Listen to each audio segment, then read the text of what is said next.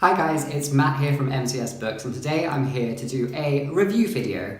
And it's kind of also a tie-up to a video I made a couple of months ago. And this is definitely a long overdue video. So you might remember that maybe just over a month or so ago, I made a video called Semiotic Analysis of a Book Cover, in which I took the book The Fortunes by Peter Ho Davies and I deconstructed the book cover and looked at all of the images from it and kind of examined them through the idea of semiotics. So if you haven't watched that video, I will link it down below, and you can always check it out before you watch this one. I don't think it's going to be wholly necessary because I'll kind of wrap it up briefly in this video, but you know, if you are interested, it is there for your viewing. And if you did enjoy that video, then welcome back to this sort of tie-up video in which I'm going to discuss the book because I have just finished reading it. So in hindsight, I think the next time that I do one of these semiotic analysis videos of book covers, I'm going to kind of do the semiotic analysis, read the book, and then talk about the book, but put it into one video so I can make it a little bit more succinct, and then you can get a better view of the before and the after kind of decisions without having to flick through like two videos. So in the future, that I think is how I'm going to lay out and format this sort of video. But for today, now that I have learned from my mistakes, I'm going to review the book and consider how well I did from the semiotic analysis. So let me remind you of the cover. This is the cover here of The Fortunes by Peter Ho Davies. When I deconstructed it from a semiotic analysis, I took this figure here, the woman, and kind of guessed that it would have something to do with Chinese cinema in America, because this is very reminiscent of the Chinese woman in advertising for films and other things, however predominantly for films, because down here is what I assumed was a cinema from the kind of image that it portrayed. I then looked at the flowers and kind of analysed how they could be seen as a form of the exotic. So in a way it's going to be exoticizing this woman, this figure, this idea of the Chinese woman in American media.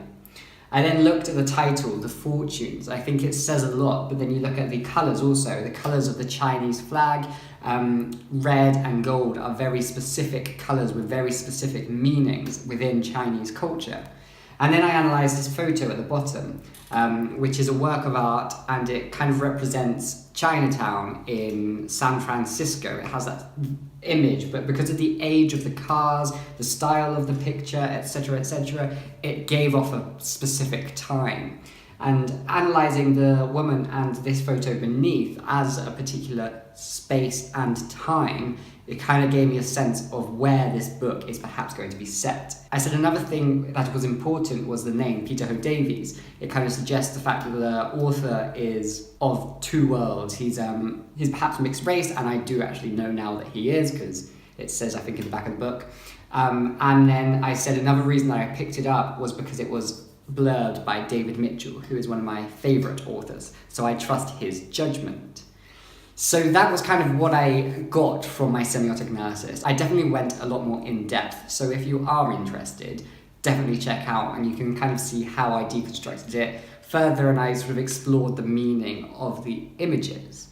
But now, bearing that in mind, let's think about how correct I was now that I've read this book. So I can tell you from the off, this book is split into 4 parts, which I think, again, is very reminiscent of David Mitchell's, especially Ghostwritten and Cloud Atlas, when there are different parts of the book. And in this one, again, they are also set in 4 different times.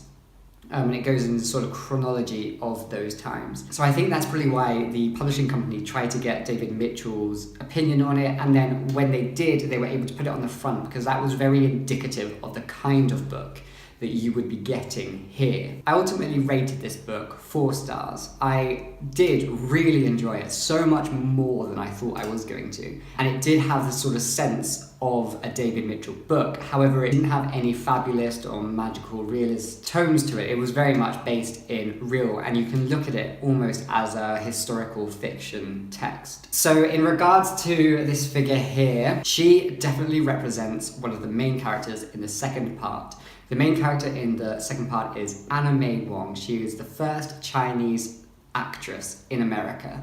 She had a very interesting life, which you explore further in this book. Her character is used as a sort of tool in which to explore lots of different aspects. This entire book is an exploration of being Chinese in America. So it deals with this whole sense of identity, sense of culture, ownership of culture, and kind of being in between worlds and not quite being in either. It encapsulated this sort of tone and this idea so well, and it kind of evoked it in such a way that I feel definitely came from a real position of the author. I feel he definitely had this sort of sense kind of haunting him for his whole life, and he was able to put it down into words. So I guess that's why when I sort of looked at his name and made a guess, I was accurate, and I feel like this book accurately represents that. When it comes to the flowers, I sort of took this as a form of exoticization, or perhaps a critique of exoticization of the Chinese woman. This book didn't really explore that so much in depth. It was implicitly present throughout, but it explored it from a perspective of self-exoticization almost, and being a figure who represents a whole nation, even though you don't feel that you are part of that nation at all. It was honestly, the topics in this book are so intriguing, so I feel hard-hitting and so like human that anybody can get something and learn something from this book. The Name of the Fortunes ultimately suggests more, because each of these characters are kind of, their lives are influenced by this sort of wanting to earn more, to get rich. This whole concept within the Chinese mindset of the time that the Chinese immigrants were first coming to America was all about getting rich. It was all about being the lucky one, the fortunate one. And this idea of the lucky one crops up in each different part in a different way that makes you really analyse what does this mean, what does this concept mean, and what are the impacts that has on so many individual lives. And of course down here, San Francisco, the setting, San Francisco, perhaps whilst not being specifically the location of each part, they all had sort of reflections on being in San Francisco. The times were different. The first story started off in the latter half of the 19th century, and then it kind of went into like the 20s and 30s with Anna May Wong, and then we went into the 80s with a particular event which I'm sure lots of Americans would still remember, and then it went to the modern day at the end. So whilst this picture doesn't represent the space or the time that the whole book was set in, it kind of acts like not only a dream but also a memory of all of the characters. Like this sort of image of Chinatown, of China in America, it just is ever present, and almost like a ghost of all the characters in some form or another, which is such an interesting way of exploring identity that's ingrained specifically in a place, and it could even be a place that you may have never been before. That level of analysis throughout this book is just so interesting. Like, I was absolutely sucked into this book, I was sucked into this world. So I think in this case, the book cover very much delivers what you expect. I think from my perspective, this book cover, whilst it did like attract my eye, it's not exactly the sort of style that I personally enjoy. And I think just the kind of image, the colours and the overall sense of the picture evoked to me that this book was probably going to be trying a little bit too hard. It kind of, I don't know, it seemed like it was screaming for attention because perhaps what was inside wasn't as good. However, I feel that what was inside was probably better than what this cover truly meant from my perspective. But of course, the images and the semiotic analysis when I deconstructed it, I was quite accurate, which was very interesting to know, actually, and to really think about that from a semiotic point of view made me kind of really then critique other books that perhaps you look at the cover and it's a beautiful cover and what's inside does not match at all, and you're like, well, why? When this publishing company obviously did it so right, why do so many companies do it so wrong? And what do we actually learn from the cover about the book? So, of course, I am absolutely raving about this book. I did really enjoy it. It was nice and easy to read, but I do have some critiques. So, if you are interested in this book, bear a few things in mind. This book could have done with a little bit more editing. It's not that long, and it was fast to read. However, there were some parts where the characters were reflecting the same thing over and over again, and I feel that had they been kind of cut out or shortened, they would have packed a little bit more punch, and it would have just... Because I reflected with the characters, and once they had reflected on it once, I reflected on it once, and I was like, wow, that's really insightful, that's really interesting. And then they reflect on it again a bit later on, and I'm like, but I've already done this, I want something new. So I think could have done with a bit more editing and fine-tuning. Each part, it kind of told in different ways or by different voices. However, the second part in particular seems to be reminiscent. It was as if it was writing as if they were newspaper articles or like snippets from a newspaper. And I think the transition from the first part into that second part was very difficult, and I struggled a little bit to get into it. But once I did, I was invested. I just think it could have been smoother, or perhaps that experimentation in the writing form wasn't particularly necessary. I can understand why it was, since it was an examination of Anime Wong, and of course so many people learnt about her through the media, so that kind of makes sense. However, I feel as a reader I didn't entirely need that. The same goes for the first part, actually. When it first started, even though it was a very normal style, it still took me a while to get in because there was a lot happening at once and I was getting a little bit confused. And I think all parts could have just done with a lot more I don't want to say hand-holding, but I think there could have been a little bit more explanations at the start in order to get the reader immersed like immediately, rather than, because I was floundering a few times throughout the book, like, oh, what's happening now? Oh, I'm a bit confused at what time we're in, blah, blah, blah. The first three parts are all based on real historical figures and real historical events. Very interesting. He makes it very clear that it is a work of fiction, so it's not true to history. It's true to a certain extent, but not wholly true. He has created his own imaginings of the time, or given voices to characters who in history weren't given the voices. So that was really interesting. Perhaps my being British, a lot of the stuff may have gone over my head. For example, one of the main characters in the first story is a railroad tycoon who I had never heard of, so I didn't actually know he was a real person until like later on in the book, when I was like reading so many names that I did recognize, and I was like, oh wait, are all of the characters real? But that was perhaps just my being young and British. So that perspective, it was really interesting to hearing these voices of historical figures, but it was done in a way that you can really connect to.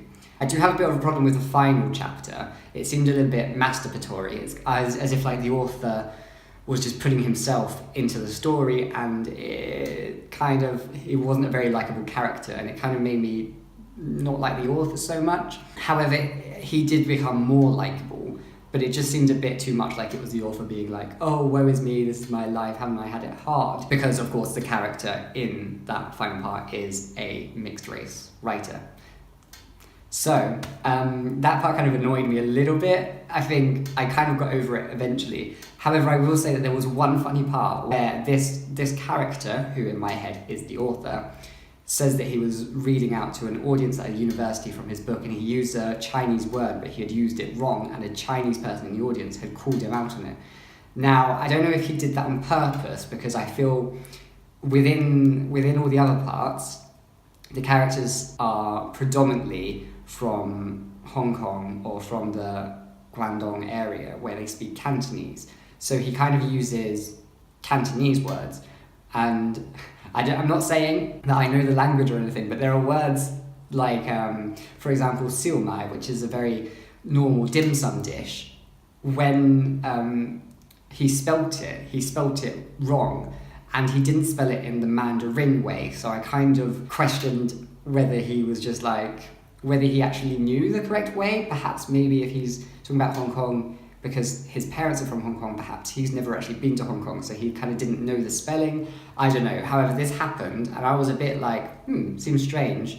But then when he kind of called himself out about it later on in the book through this character, it added this like real irony, and I think in a way actually then proved the point of what he was trying to say so much more, and I enjoyed that and I appreciated that so much. So there is definitely a lot of reflection upon his own identity through the exploration of all the different characters, and I feel it's such a strong theme and such a strong topic that so many people in the world can attach themselves to in many different ways. They don't have to specifically be Chinese, or they don't have to specifically be mixed race Chinese or Chinese American. I feel that it's this whole concept of being stuck in two worlds is something that a lot of people can relate to in some way.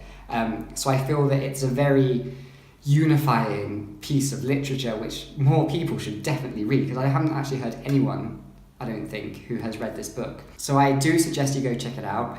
I hope you enjoyed this video. It was really interesting for me to read this book with what I had in mind about what it was going to be, and it was so enjoyable to see that the book actually met those ideas and then went above and beyond what I was expecting. So I do suggest this book. I think if you're into this sort of thing, if you're into David Mitchell, if you're interested in Chinese culture, specifically the Chinese diaspora, specifically in America, if you're interested in history within the sort of the railroads of the US, or even the Vincent Chin case in the 80s in America, then this book is for you. But I do generally feel that a lot of people can get something out of it. So go forth and read. I suggest it highly. So I hope you enjoyed that video. Let me know how you found hearing that review in comparison to the analysis that I did before. Let me know if you're interested in picking this book up, or if you have read it, what were your thoughts about it? You can say all these things down in the comments below. I love reading the comments, and you can give me a thumbs up if you liked it. You can always subscribe if you haven't yet already, and I shall see you next time for another video. Bye bye.